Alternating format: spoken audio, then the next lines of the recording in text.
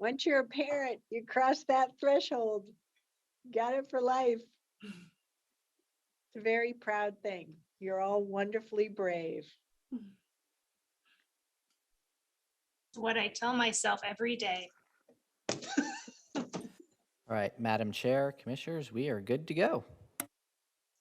All righty. Well, welcome back to the February 15th, 2022 Washington County Board of Commissioners work session. Currently, this is Chair Catherine Harrington, and with me on camera is Commissioner Nafisa Fai, Commissioner Pam Treese, and Vice Chair Jerry Willey. We have just one topic remaining on our work session agenda for today, but before we get started, do we have any late breaking board announcements or leadership announcements? You just never know. All righty. Well, great, then we'll press onward with the topic, the Oregon Department of Transportation toll program update. I liked how Nafisa Fai, Commissioner Fai, made some comments at the early part of our meeting about commissioners' community. Gosh, I just can't get my words out here. Community sentiment about tolling. I thought it was very apropos. So we'll turn it over to Mr. Roberts and other subject matter experts. Thank you, Madam Chair and Commissioners. Yeah, you're right. If there's one topic that everybody loves to talk about, this is it. I am actually going to just be turning it over to the All-Stars today. I've got Chris Steffenbach from Land Use and Transportation, Aaron Doyle from Government Relations is joining us, and Amanda Garcia Snell from Office of Equity, Inclusion, and Community Engagement. So with that, I will turn it over to Chris. All right, thank you, and good afternoon, Chair and Commissioners. Thank you for joining on yet another discussion on the Oregon Toll Program. I'm afraid it's going to go on for a while. I'm here, Chris Steffenbach with Land Use and Transportation, Senior Policy Analyst, and covering the regional issues such as the toll program. And with me is Amanda Garcia Snell, who is represents Washington County on ODOT's Equity Mobility Advisory Committee, and our government relations staff, Aaron Doyle. This is the third or fourth time the three of us have been here together to talk to you about tolling. And I just wanted to say, I think it's clear how important it is that the three of us work together, because the toll program is really, equity is a huge part of it. And we need Amanda's voice there. And there's nothing in this program, or it seems like everything in the toll program regionally lands one way or another at the legislature. So we just need to all work together in this process, is what we have found. So I'm going to talk for a while.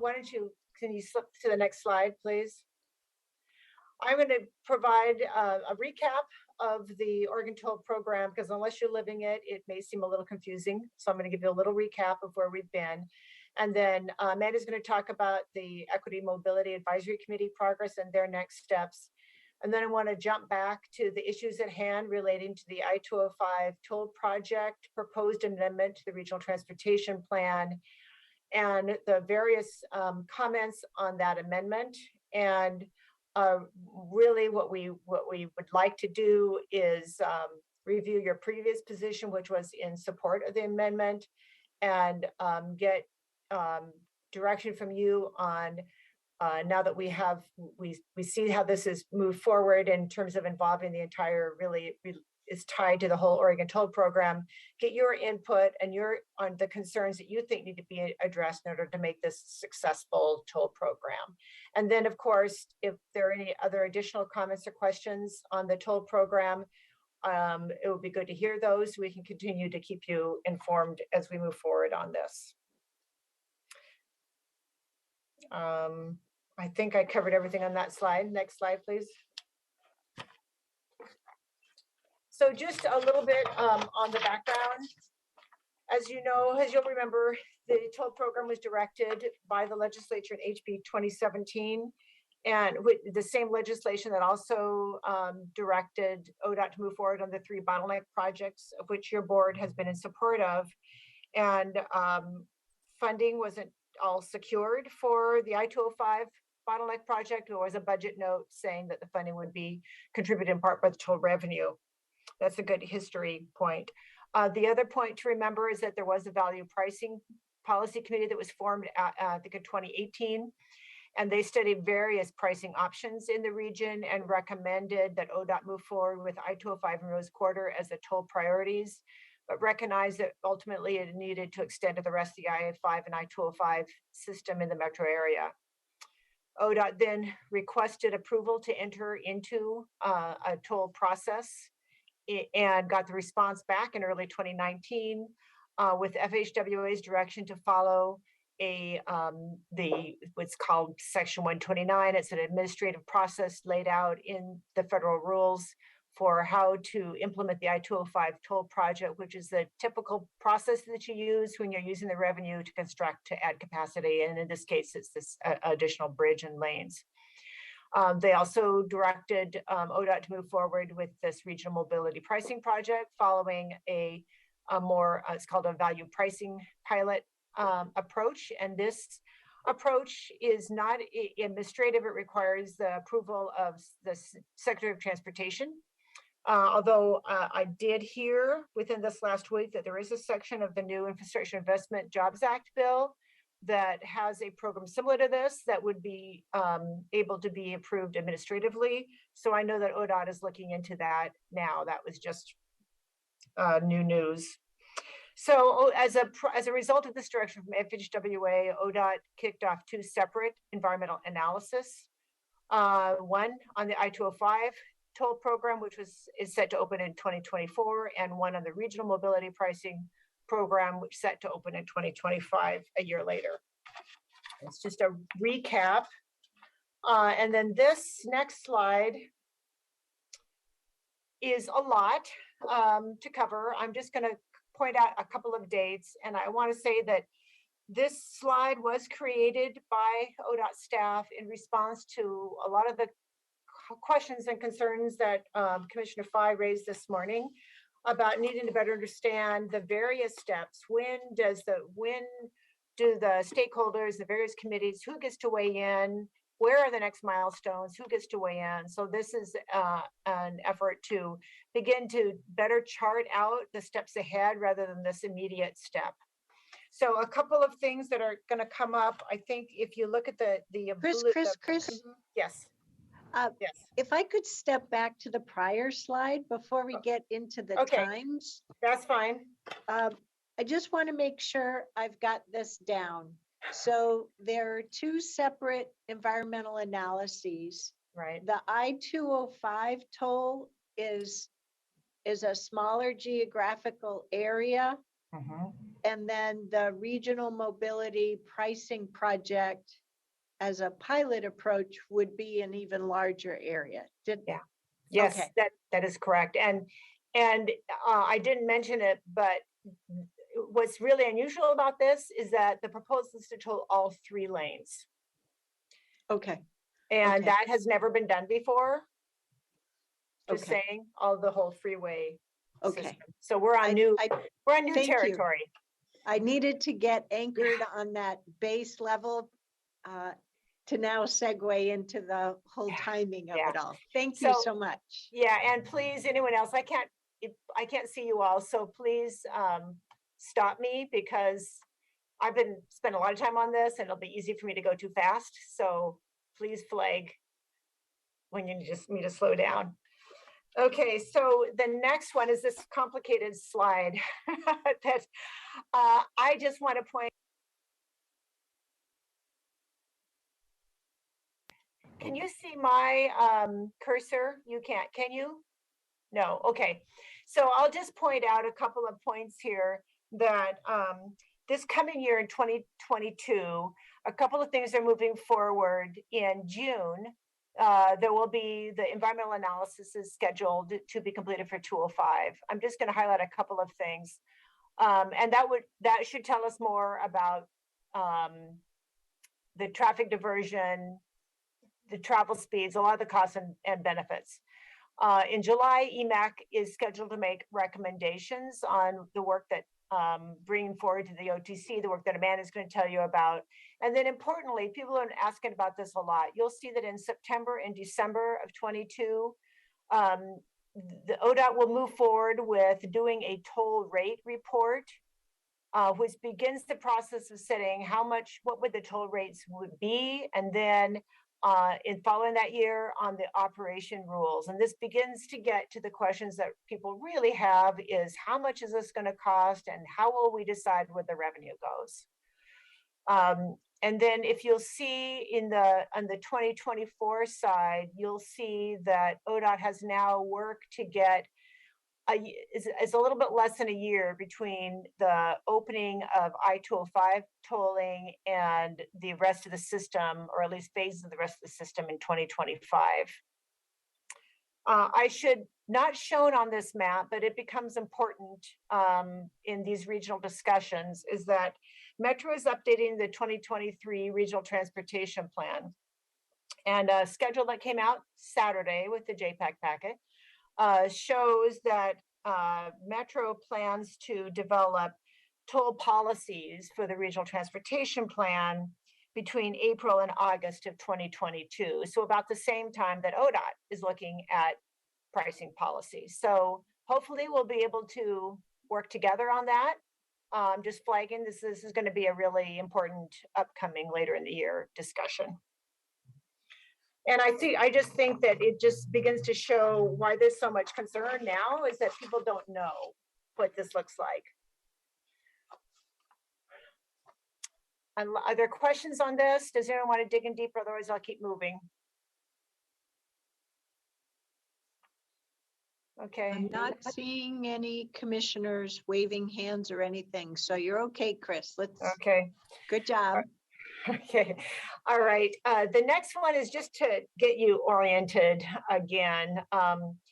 So here is the picture of I-205. This is what we're talking about. The widening would go from where the color ends on the Oregon City side, where 213 comes in, and it's about 7 miles to about Stafford Road on the west.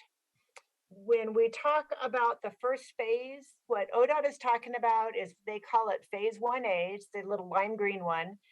And that's the project. They're ready. They have a construction contract ready to bid, going out to bid to begin construction on the most significant part of this, which is the rebuilding and widening of the Abernathy Bridge. Abernathy Bridge will then be widened from 2 lanes to 3 lanes and be seismically fit. The rest of this section, the traffic lanes would be widened from 2 lanes to a consistent 3 lanes. And 3 lanes is the Regional Transportation Plan policy for the width of a freeway. So this is really coming up to the policy outlined in the Regional Transportation Plan. Okay, so that's just to get you oriented. And now to talk a little bit more in the next slide about the toll. Oh wait, one last thing I want to say about this is that the phase 1A, the construction cost is estimated at $375 million. The total length improvements are estimated at $700 million. And I bring this up because that's a lot of money. The legislature did agree to spend some of the part of the new penny to fund this. There's other funding sources, and House Bill 3055 approved last year did give ODOT the ability to do some short-term bonding against future toll revenue. Yes. Quick question. Mhm. So the 375 million for the phase 1A bridge, and Yep. that includes the lane widening on the bridge Mhm. or the number of full Mhm. lane extent. And then the total 700 million, is Mhm. that just for all of phase 1, or does that include phase 1 and phase 2? That's phase 2. That's the whole thing. Okay, thank Yeah. you. Yeah, it's important because there's a lot of talk about how can we just fund this out of other money, and as we're coming back in a couple of weeks to talk with infrastructure bills funds, and that bill allows 400 million for flexible funds, so it's a lot of money. Okay, next. Commissioners, are you all set? I'm not, it looks like everybody else is all set. Thank you, Chris. Okay, all right, thanks. So again, this is just a little bit of recap about the I-205 toll project. And again, I think we've covered this. It does fund I-205. There is some dedicated statewide transportation improvement funds in there. There is this is an important distinction. The I-205 project has completed all the environmental analysis. I mean, yeah, so the construction project of the bridge has gone through the environmental analysis. What this toll amendment, this amendment to the regional transportation plan does is it does the environmental analysis on the tolling itself, the physical gantries, where they're located, and the analysis of that. So that's what the environmental analysis would do. And like any environmental analysis, it includes things like looking at the traffic analysis and potential mitigation. The federal government does require this toll project to be in the regional transportation plan, and that's the action, immediate action in front of JPAC. In addition, ODOT wants to spend money to do the environmental analysis. And so once this is in the regional transportation plan, then the next action is to approve a metropolitan transportation improvement plan amendment that would allocate the funds that ODOT has identified for the environmental analysis and project design.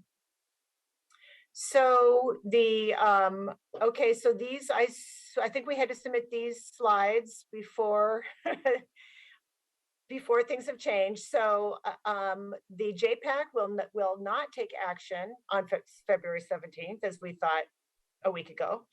JPAC on March 4th, the Transportation Policy Alternatives Committee recommended to JPAC to delay a vote for a month until March 17th in order to allow TPAC time to come up with some amendments for consideration to address the concerns that have been raised. MPAC was originally set for action on February 23rd, and that is now planned to be scheduled for March 23rd. The JPAC chair has agreed to this timeline. I haven't heard if the MPAC chair has agreed to the March 23rd timeline, but I'm assuming that's happening. So that's the schedule in front of us. Okay, I think that's all I have on that slide. Okay, and just a reminder, this regional mobility pricing project, it really is to implement congestion pricing on all of I-5 and 205 in the metro area and manage these congestion on these facilities and generate revenue. And I think it's important that that dual purpose was set by the legislature for all the toll program, both to raise revenue and to manage demand. And you'll hear a lot of concerns about you have to do one or the other, you can't do both. And it gets into the concern about how the revenue is going to be used and what investments are going to be made with that revenue. So I think it's also important to note that when we say generates revenue for priority transportation projects, House Bill 3055 made it clear that the toll revenue needs to address diversion impacts and particularly includes facilities that are off the highway. So it's not just raise revenue for the highways, the throughways, but also for local roads that could be impacted. This purpose and needs statement is currently in draft, and it will be finalized when the environmental analysis officially begins on the regional mobility pricing project. I think that is all on this one. And then next, we get to bring in Amanda, and she can talk about the Equity Mobility Advisory Committee's process. Thanks, Chris. Good afternoon, Chair and Commissioners. As Chris mentioned, I'm Amanda Garcia Snell, Office of Equity, Inclusion, and Community Engagement, and serving on EMAC as a representative for Washington County. So this first slide is an overview of the EMAC timeline. As a reminder, EMAC adopted the equity framework last May, and we were initially planning to take recommendations to OTC in the fall. At the end of summer, it became pretty clear that EMAC and ODOT that we needed to have more clarification and discussion in relation to the broad set of recommendations that EMAC was working on. And so we paused to recalibrate and developed foundational statements to help us refine the recommendations. And those statements went to OTC in November. Next slide, please. And we are currently on track to take recommendations to OTC in July. So these are the foundational statements that I mentioned. A few EMAC members presented these 7. This is a summary of the statements essentially, but there are 7 statements, and a few EMAC members presented these to OTC in November. And I'll touch a bit on what we heard in the next slide. EMAC is currently in the process of working on prioritizing these to identify which to focus in regard to organizing the recommendations to OTC that we'll take in July. And so we'll have further discussion at the next EMAC meeting, which is next week, to really drill down to how we're going to organize the recommendations in relation to these statements. But so far, the top we've done some voting as a group, and the top statements that or the top themes that we're leaning towards are CBO investments, so community-based organization investments, connecting climate and equity, and day one investments. So next slide, please. Okay, so as I mentioned, EMAC took these to OTC in November, and some of the things that we heard, we really wanted to share with EMAC that, or share with OTC these 7 foundational statements, and then how they're interlinked in their connection to equity. It's really hard to organize and separate them out completely because they're so much intertwined within equity and transportation. And so some of the things that we heard from OTC were overall support for the statements with some semantics changes, and we'll work on those in EMAC. And then that this was a first time effort in Oregon, and so really that highlights our need for collaboration and thinking about how we're working with community. And then recognizing the interconnectedness and optimism about how these might be implemented in the future. So as I mentioned, EMAC will meet on next week on the 23rd to further refine how we're organizing the recommendations, and then we are still on track to take those to OTC in July. And back to you, Chris. Okay, thanks. Thanks, Amanda. Okay, then the next, so this is now a bit of a recap on your previous direction on the I-205 Regional Transportation Plan Amendment. And I think you should know that Metro staff recommendation is for approval of the amendment because it meets all the requirements in the Regional Transportation Plan. And at that time, your letter commented that moving forward with environmental analysis does the work that we need to provide the information to inform the public on the benefits and impacts of tolling. We have to do the work to be able to answer the questions people have. It's important to confirm that financial commitment to the construction of the Abernathy Bridge because it has long been a priority for the region. And it honors our commitments to HB 2017 to tolling. At the time, I think you had a comment that wished we didn't have to toll, but we're going to need the revenue. Another comment that I think takes us to where we are really now is your comments that a successful toll program can improve travel speed and reliability on major throughways, which is good. It must also address equity and address diversion and attractive travel options to driving. And I think it's that the phrase "a successful toll program" that is really hanging people up now, because there's a lot of different opinions about what a successful toll program needs to look and be like. And so there's a lot of hesitation to move forward on any one toll project amendment without a better understanding of how the whole toll program is going to look and feel and function. So that's a lot of the comments have been not just on the I-205, but on the whole toll program and how this all fits together. So I think the next, Chris? yes. Chris? I have all of a sudden gotten a little lost. Oh,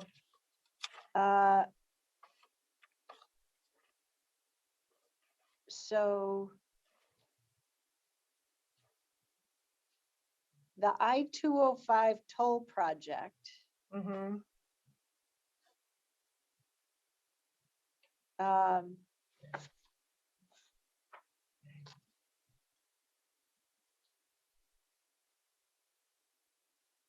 I don't see what I'm getting to is that it's clear to me under the regional mobility pricing project, Mm-hmm.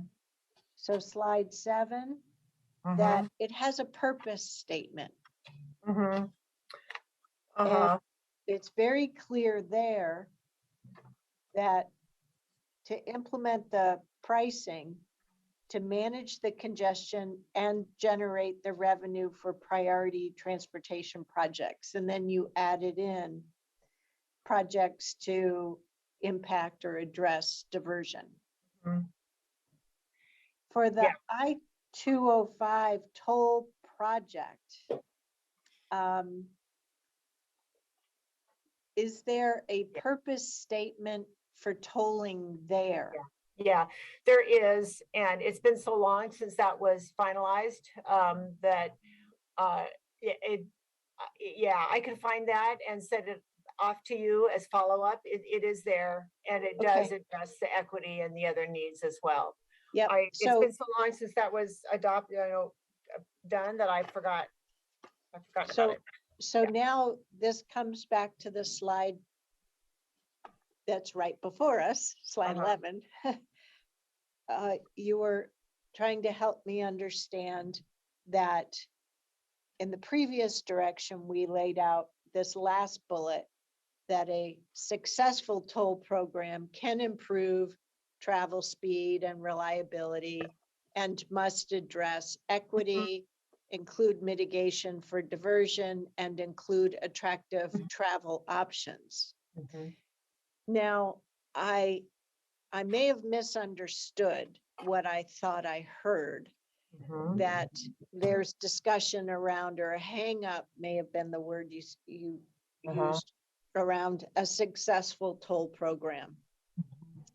Are we getting hung up on a successful toll program versus saying the toll program must improve travel speed and reliability and address equity, including mitigation for diversion, da da da da da? Mhm. Are we tying ourselves up in knots? And I mean we loosely, over Yeah. defining success versus saying, look, this is what the program's got to do, period. It doesn't matter if you like it, love it, and any color of gray in between. Mhm. Let me try to make another run at this. Let me just, I think maybe the better way to say that is that the I-205 RTP amendment for the toll project has triggered so many additional comments about not just the I-205 project, but the entire toll program, and how the I-205 project fits into everything else. And as you'll see, is that it needs to be coordinated. They can't be two separate things.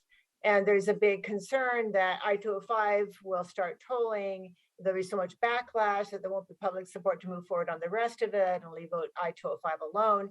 So it's maybe this was from the letter, but I think the key word that I hone in on is we need to have a successful program. And right now, there isn't enough clarity on how the big important decisions are going to be made and what the input process is going to be to get there. And ODOT has in the last few weeks really done a much better job of spelling out the various steps ahead and opportunities for input. But I think the I-205 toll project amendment really triggered many different a closer look at the entire Oregon toll program. And so that's seems to be where we are, is taking a much bigger step about how the I-205 toll project fits into the overall toll program, and give people the assurance that this is going to fit together and that we are going to have success. And I think part of the challenge is there are different definitions of success. We're hearing a variety, and Commissioner Fide mentioned that this morning. We have a lot of different viewpoints coming forward. So does that help? In some ways, yes. Because I think the operative part of that was just saying, look, this is going to have to be done holistically. And we can't not do it in the first part, and we can't do the first part if we're not going to do the bigger part. Yeah, it has to be Am I no, that's right. narrowing it down? No, it has to be holistically, and there has to be some more transparency into understanding where the key milestones are for these very important decisions. So it's really, I think everyone knows that sometimes you stumble on something like this, and the process turns out to be very helpful because it really lays out the questions people had, they didn't even know they had, until you call a question. But when you call a question, then it becomes more clear the homework you have to do. And that's kind of what's going on right now. Mr. Roberts, go ahead. Yeah, I just wanted to add a little something to what Chris was saying. I think, and I would maybe, if we could go back to slide 4 for just a second, the one that had the dots and the roadway on it. I think we glossed over it a little bit, but if you notice that there's color coding to the various elements that are shown here. So the purple reflects policy decisions that are somewhat applicable to both the 205 tolling program and the RMPP, so the overall toll program. And those are being made sort of interspersed with decisions that are more specific to I-205 or to the regional, the larger tolling program. And so I think I found this to be extremely helpful just in terms of thinking about how ODOT is proposing to sort of break up this whole series of decisions that need to be made about all, both programs, and how they intend that to flow through. So this I think has been very helpful for me in terms of just a framing mechanism for that process.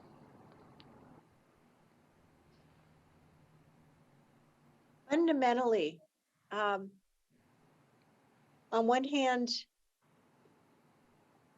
yeah, I follow the color coding and the relationship between, or that there are different pieces. And this current timeline shows going for one part of the system before implementing across the full system. What I'm trying to get my head around is there a requirement, state, regional, I don't know, that says the I-205 toll opening has to happen within the 2024 timeframe versus deploy across the whole system in concert? Yeah, or no, closer in concert? right. No, and I think that when you later on, that's one of the commitments that I think there's agreement that we need to ask ODOT to better link these.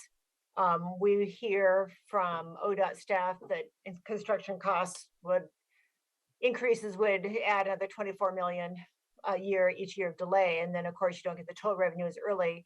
But on the other side, if we don't do this right, we could lose a lot of revenue. We could lose a lot if we don't do it right. So I think that's where we are really in terms of the commitments, is how do we pull these together more so that it is more clear that these projects are linked under a certain the similar set of EMAC recommendations, for example, that apply to both, that the toll policy, toll rate setting are applicable to both, that they are linked. And I think that's the discussions that have been going on, is how do we better even not just message it, but actually do it.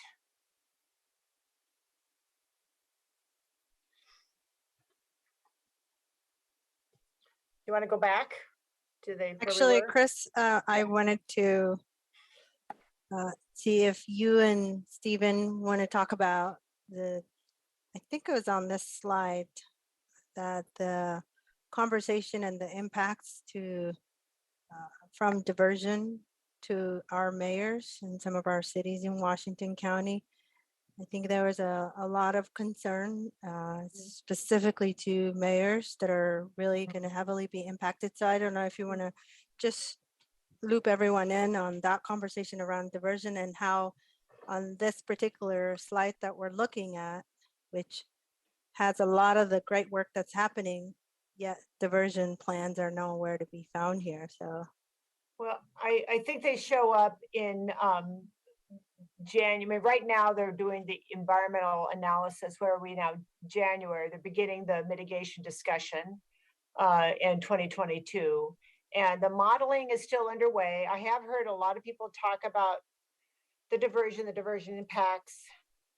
I haven't seen all the analysis, so I'm not sure what they're seeing in terms of, I think there's, in terms of, I'd like to see the results of the modeling and the analysis to better understand the diversion.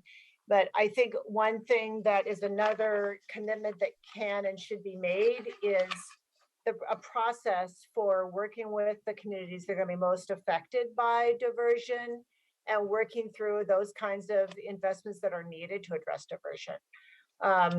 And I think it's understandable that they have concerns.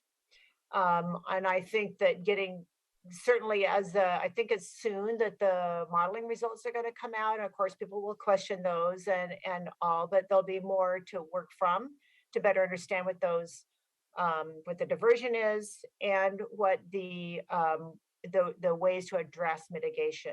The other thing that is important, and I think is ODOT is also willing to make a commitment to, is to establish an ongoing relationship with the local communities, because you can cut a ribbon and open it in 2024 or 2025. That doesn't mean that things won't change in the future, and we need to have a way to monitor it and see how this is working over time, whether there needs to be adjustments to the toll rates or additional investments in place. So that is a So commitment. can we pause right there? So first, I think it's important that at these various forums, the mayors have a way of knowing that their raising a flag of concern is acknowledged and heard. It's not the first time, right? This has been going on for years, this concern for diversion. It came up just with ODOT travel time signs, right? So I think we, across the board, not just in any board letters moving forward, but also at subsequent meetings at all levels, we need to make sure there's an acknowledgement that, yes, we know there are concerns about possible diversion effects. Secondly, you did a great thing of moving us into awareness and solution space, right? That there is further modeling coming, and that will provide another way for us to try to get our heads around possible diversion. No matter what, to your next point, once it is built, that is not the end of the journey, but that we have to create another new process, which as far as I know, has not been done yet here in our state around diversion, and have an ongoing program to manage diversion post-launch of the program. Am I hearing you correctly on Yeah, that? these are all, these are all things that I think are on the solutions list. They haven't been drafted. I was going to talk about this later, but TPAC is meeting think it's next week or the next couple of weeks, to take these various, sort of recognize these concerns and look at ODOT's proposals and work with them to bring up solutions set like this for commitments that could be made to give a level of comfort to keep moving forward. So to encapsulate your last thought there about the ongoing management and diversion, it's as though if we were to use this slide, we're looking for another bubble after that gray arrow that says continued management and solutions regarding diversion. That's a great idea. That's great. Yeah. Commissioner Fye, was that getting at the kind of concerns and discussions you were looking for? Yes, and especially Mayor Bubenik and Mayor Snyder really voiced big concerns and actually said they might go as far as not supporting this if that's not addressed. And I would like to support our mayors and, you know, push ODOT in any way we can with our subject matter experts and also us as commissioners. So let us know, Chris, if you know, I need to meet, or Roy or Commissioner Willie, any of us, Commissioner Treese or Chair Harrington, we need to meet up with or invite ODOT to have this Well, if conversation you look with at us. slide 12, where Chris is trying to lead to us, is another letter. So Yeah. we have that too, that would actually be in black and white. Okay, let's go to slide 12. Yeah. So this is just a little previous recap of, I know board direction and board support was the right title on this, but you may remember, Commissioner Fye, you'll remember that JPAC submitted a letter. We brought it to the board a couple different ways on the allocation of use of the infrastructure funds at ODOT, and just had a general statement in that letter saying use it as an opportunity to make sure that the tolling approach is coordinated and regional in nature. And we didn't say use the infrastructure funds to fund 205 and don't toll, nothing like that, but just say this is an opportunity to think a little bit about what actions can you take to help connect these processes more. And then I think I already mentioned House Bill 3055, which your board supported, is really clear that allows toll revenues to be spent on the interstate itself, as well as those adjacent connected to parallel highways. And a key point here is this just isn't tied to what the environmental analysis said was required as mitigation, but ongoing. And then HB 3055 also reinforced that dual purpose of both managing demand and raising revenue. And then there was a support as well, and you have mentioned this before about the significance of leading with equity and the work of the Equity Mobility Advisory Group, and they are doing great work. And personally, I think I'd like to see their work more, the visibility of it raised more to others, with representatives from EMAX sort of sharing, because I think it is great work, and I'm not sure everyone is hearing all the work that they're doing.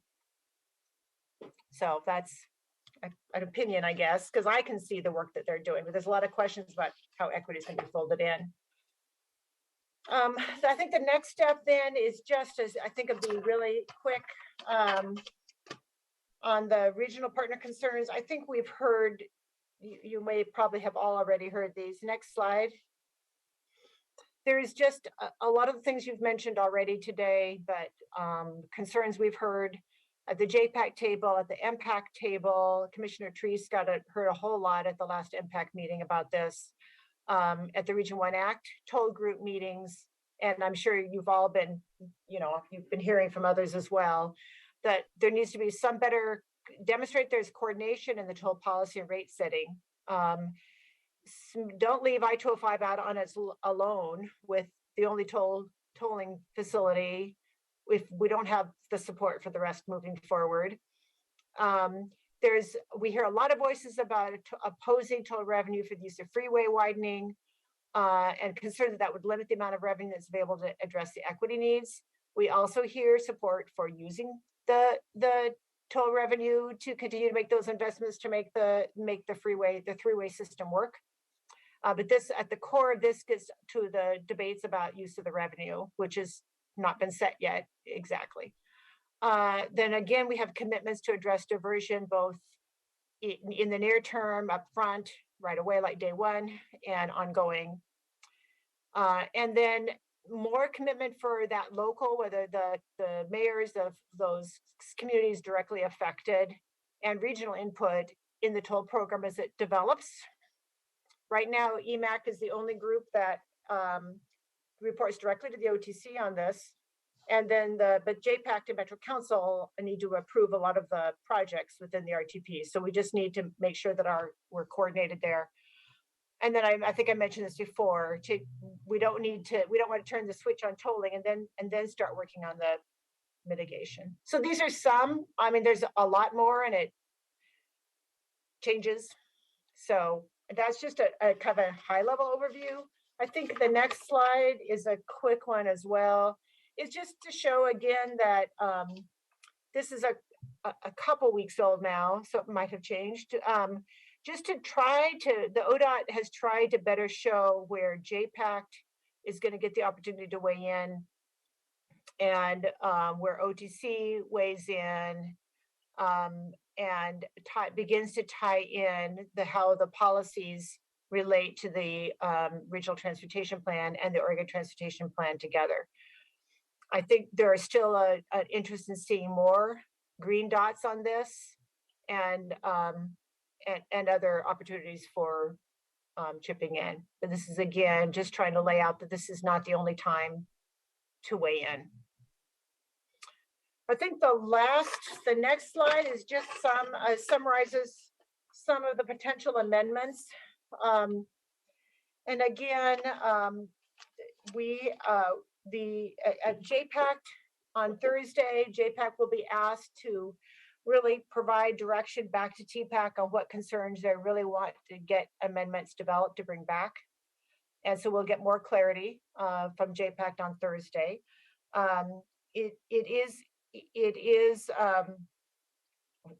We will bring these, well, let me walk through them and then I'll talk about next steps. So I think the first is really the holistic approach. How do we align the policy and implementation for the I-205 and the rest of the system together, both on the policy side and the timing for tolling?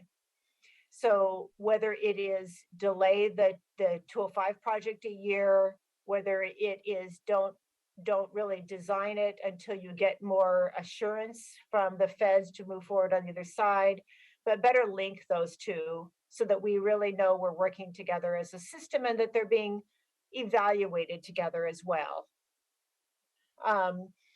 Then the next one for amendment is to better clarify the oversight and monitoring mechanisms.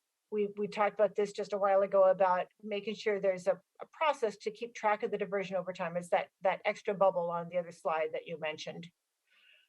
And then the next point is it gets to that decision-making structure to establish other opportunities for input, especially to address diversion. That's an issue, but the overall toll policy. I do know, I've learned just recently that to set the toll rate, it's administrative. There needs to be a rules advisory committee established to set that. So we're learning about other opportunities for input, and this needs to be clarified. Part of this proposal, ODOT has offered to try to move forward and establish a bigger role, whether it's the Region 1 Act toll work group or more frequent check-ins with JPAC and MPAC. But they're working now. I think part of this would be some amendments is to clarify additional input points. And I think I see a hand up, although it's behind a yellow. I think that's a hand. So I appreciate your going over this slide from the standpoint of the mechanics of amendments.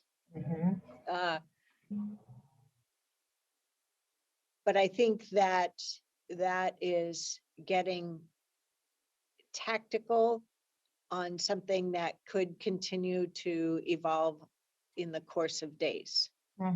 Right. I think slide 13 really gets to concerns and commitments, commitment statements and principles. One thing that I know from my 15 years of serving as an elected official, our support doesn't matter unless we take a vote, we go to the ballot for funding and have dollars, or we, in the lack of those three, we write a letter. So just providing input to our JPAC and MPAC representative here today isn't going to achieve the objective of supporting the mayors or supporting our cities is really what it's about, not individual mayors. Supporting concerns from cities around how this is proceeding. So I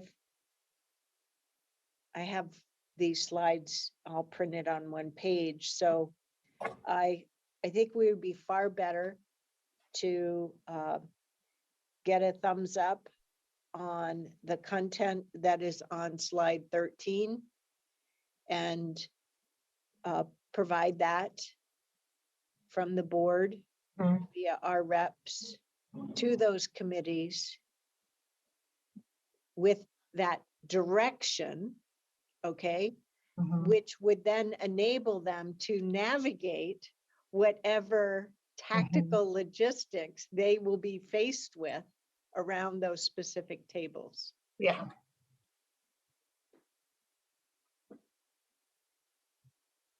Yeah, so that's that, and it's on the slide 16 was really the question, are there concerns that you want to express that you make sure get addressed in this process so you can feel this is headed in a successful direction.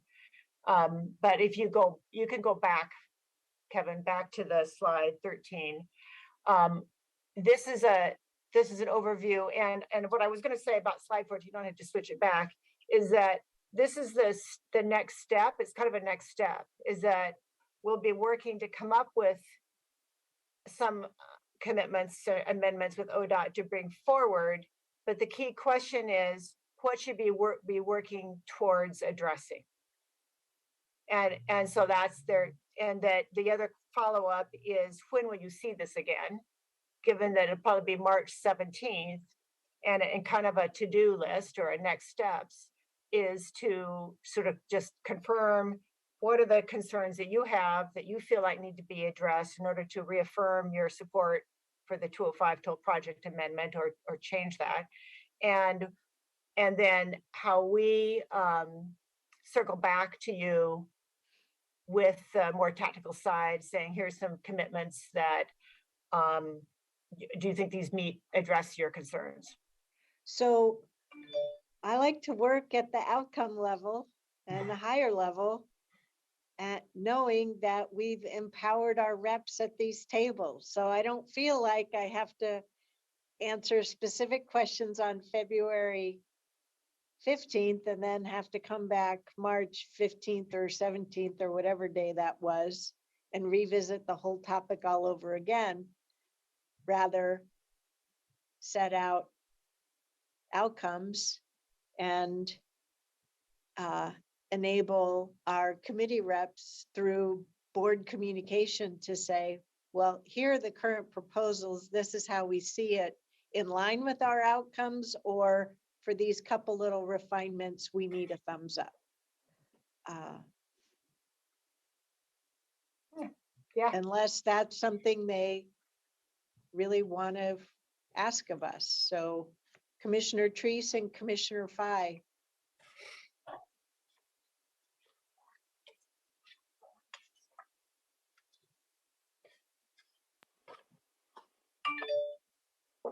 Did you want to go? Go ahead, I'll follow you. I am,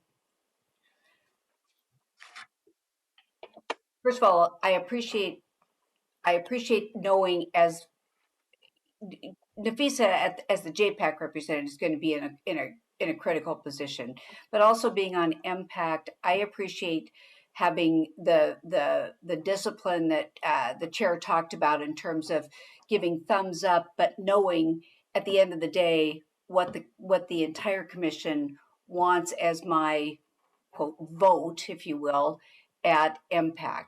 So I am in support of the direction that we're going right now.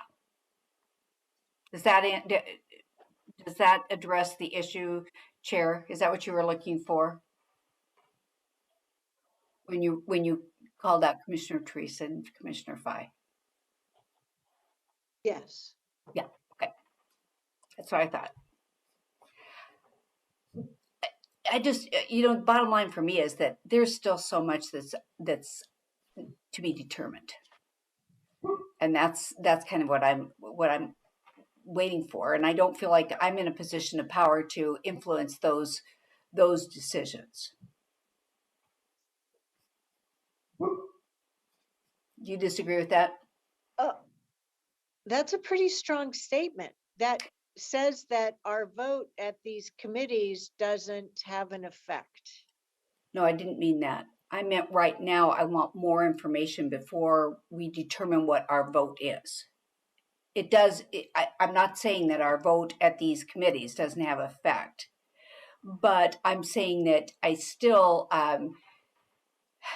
there's still this. So here's the problem.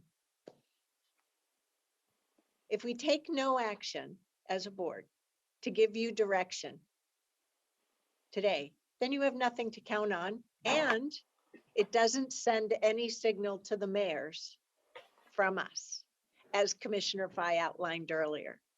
Okay.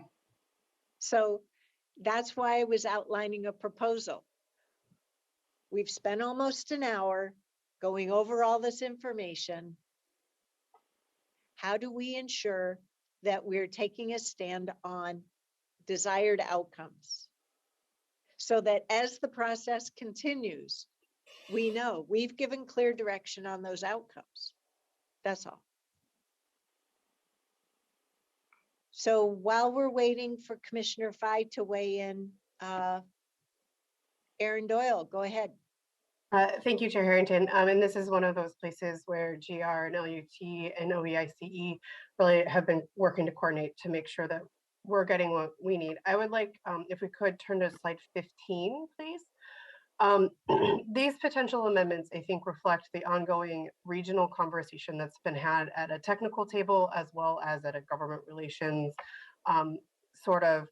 we would like to see the region rowing the boat in the same direction. And I think from here, what would help staff, and when I have conversations with the legislative folks, when Chris has conversations with her fellow technical folks, that these 4 areas we've been looking for amendment reflect what the board needs. And I think what I'm hearing, if I may, is that these are the directions you are comfortable with us as providing the basis for the policy as we review the amendments to make sure that they're meeting your needs, and then reporting back to Commissioners Fye and Teresa for if they have votes coming forward. However, that clarifying decision-making structure and establish additional opportunities for stakeholder, JPAC, and Metro input needs to be very clear, that includes the cities that are most directly impacted. And so if we just make that statement stronger, it reflects that we are hearing what our communities have asked us for. We are supporting the regional conversation, but being very explicit that the mayors need to come to the table, be a part of that decision-making, and have a voice in the ongoing process. So that would be the recommendation I would make for kind of allowing you guys to give us the thumbs up to pursue those types of policies, is basic here on what we're seeing on slide 15, with the additional emphasis on making sure that the mayors and the cities that are directly impacted most heavily by diversion, particularly in Washington County, have a very clear role in the process. And that's I'm hoping that's helpful and clarifying and can help you guys reach a decision. Thank you. Thank you, Erin. I think that's well said, because I think these are, but the title might be wrong, but these the clear, things that we need to work on. These are the outcomes we're trying to achieve here.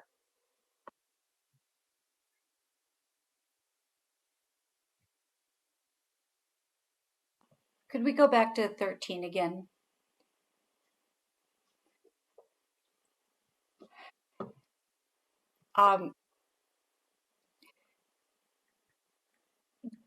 The third bullet about opposing the use of toll revenue for freeway widening, is that limited to, does that include like auxiliary lanes and those types of pieces, or is that widening to increase like a new lane? Well, we have certainly heard, and Commissioner Fye has heard this too, testimony at every JPAC meeting against use of toll revenue for any freeway widening, including auxiliary lanes.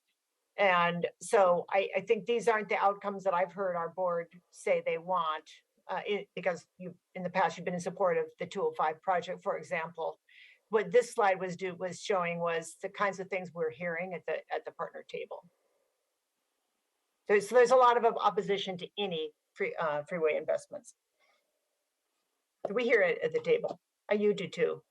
Yeah, I know. I absolutely hear it, but I always I guess maybe this is just me, but auxiliary lanes just seem to be managing differently the flow. It's kind of like the Rose Quarter and the improving the exit patterns and those types of things. Yeah. To me, yeah, which isn't widening the freeway. Yeah. Around your cars, but. In retrospect, we could have just said toll revenue investments for freeways, period. Could have left out that word widening.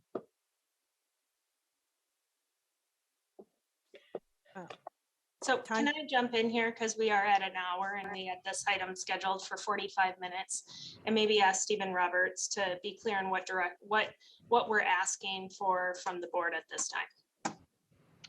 Thank you, Tanya. I would agree. I like the chair's approach. If there are points of agreement, and maybe it's a combination of things on slides 13 and 15 that the board feels are appropriate for us to carry forward, and for the JPAC and impact representatives to carry forward, and the R1 Act rep, if we had a sense of which of those points are points of agreement, and then we certainly can capture that and share it back to the board in a memo format, just to make sure that we've captured it correctly. That would help. Well, it's a good time for me to jump in then, Stephen. I too have some of these concerns myself as the representative, so I think it's really good that we're having this conversation. Like I think when I first came on board and learned about this tolling project, I still have the same concern, which is, and I understand and had a few conversations with some representative of ODOT, the idea of the funding mechanism staying within that corridor, so if we build more highways, I sort of do believe cars will come. But what I'm really interested in moving forward with these conversations is elevating the voices of the cities that are most impacted in Washington County with diversion, and really focusing and putting more of our voices behind on pushing ODOT to come up with how they're going to mitigate that for our cities and the communities that live in those cities. I had a question earlier for you, Chris, and it was the slide that had the date April 6th. I forgot to write it down, the number that I did write, but it did have we were talking about the letter. There you go. That's one. Support for leading with equity and the work of equity. Is that a letter we're writing? Is that what you're? It is, and we included a version in the packet. Unfortunately, Yes. we weren't able to snag the signed version. Mhm. but it came up in the Region 1 Act back when this was just some time ago when EMAC was getting established. And then you're intending for Region 1 to receive this. No, they got it a long time ago. Okay. And it was just in support. April 20. Yeah. I don't know why I saw 2022. I was like, Yeah. when did we send Yeah. this? And Yeah. I wonder, you know, is it worthwhile to put a letter of, I know there's too many letters, but I like to where Chair Harrington is going around the desired outcome here. Is it worth to put a letter of lifting up this diversion concern and also provide support for other neighboring county that's expressing, you know, this grave concern around diversion. So I don't know if it's worthwhile putting a letter saying that, you know, we're interested in, we can support tolling, we can get behind and get past the idea of freeway expansion if this is how you're going to move forward. To make that commitment explicit, because I'm not sure I understand the commitment from ODOT around diversion is super explicit. I get it. I think there's going to come down in the meantime, but it cannot be after thought, and it cannot be once the tolling is in place.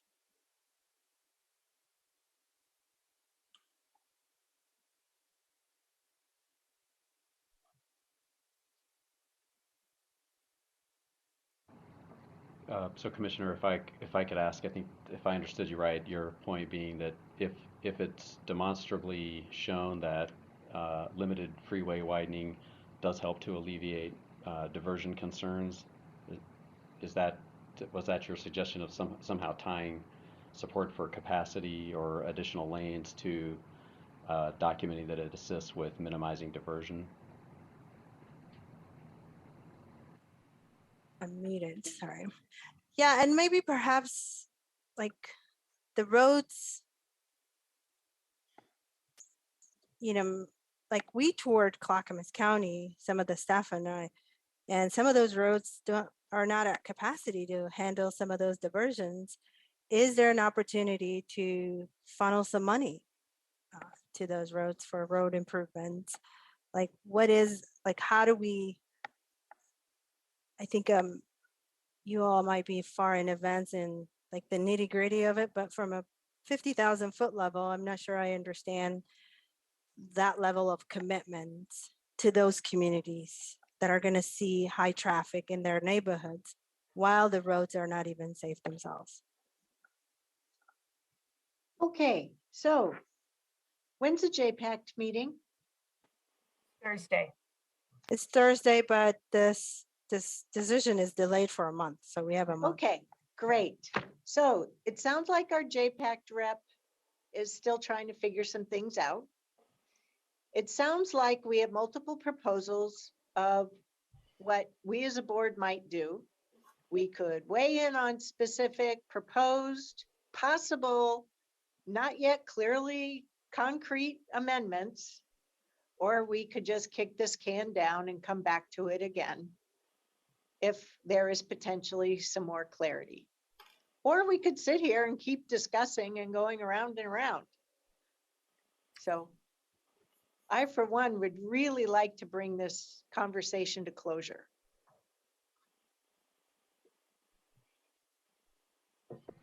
And I wonder, Chair, would it be helpful perhaps if staff takes a cut at drafting a potential policy sort of framework framed around what we're hearing, desired outcomes, maybe how to position relative to certain of the trade-offs, and share that back with you?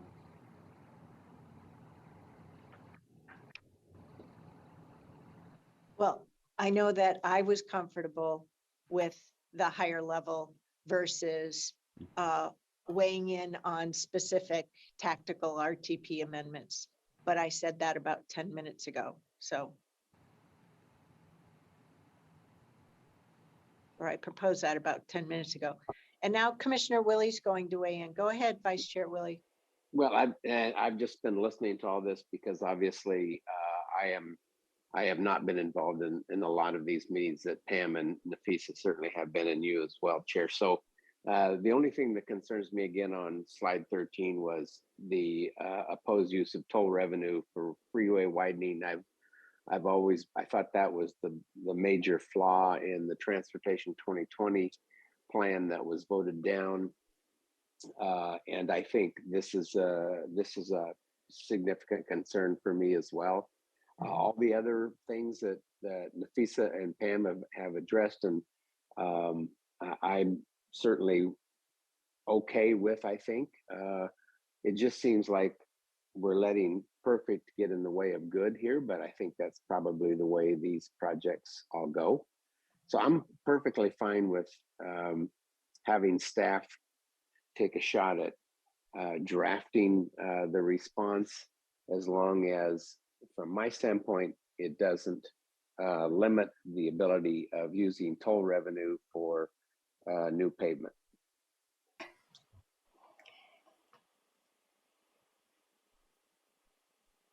Yeah, this slide was just intended to share what we're hearing from people. It is not intended to be a proposal for you. But it worked out that way, with the exception of the third bullet, which is the other ones that actually align with the direction on the other slide 15, I guess, to better coordinate the toll policy and rate setting decisions, to better align the 205 with the regional one, address diversion, and as Commissioner Fye said, elevate the voices, make sure that's upfront and ongoing, establish some way to have more transparency, local and regional input in the program, and make sure that we're ready to go when we start on day one of tolling. Those are all things that I think would be helpful for us to be able to communicate that those are all important to you as we move forward. And then it would be, I think the question is, we could have these in writing, we could submit them, or we could have them been brought up in the various committees. So I think that's one of your choices. I will say it again. And Commissioner Fye has articulated this as well. The mayors are asking us to weigh in on their concerns and express our support for their concerns. To date, over 15 years, the only way that I have seen that done effectively so that they remember is to put it down in writing. I haven't heard anyone here that is a commissioner disagree with that approach.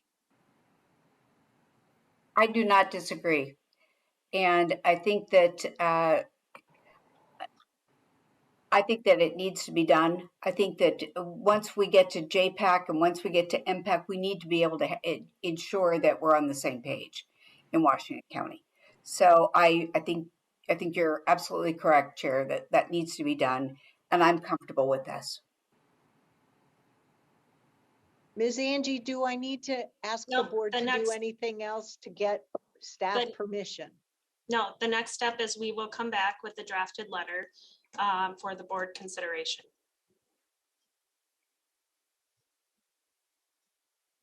Will that work for you, Commissioners Fye and Treese, in advance of your meetings? Yes. And it will come back to the board for us to discuss and weigh in on. Terrific. Is there anything else we need to close on for this subject? No. Okay. Is there anything else we need to cover in today's work session?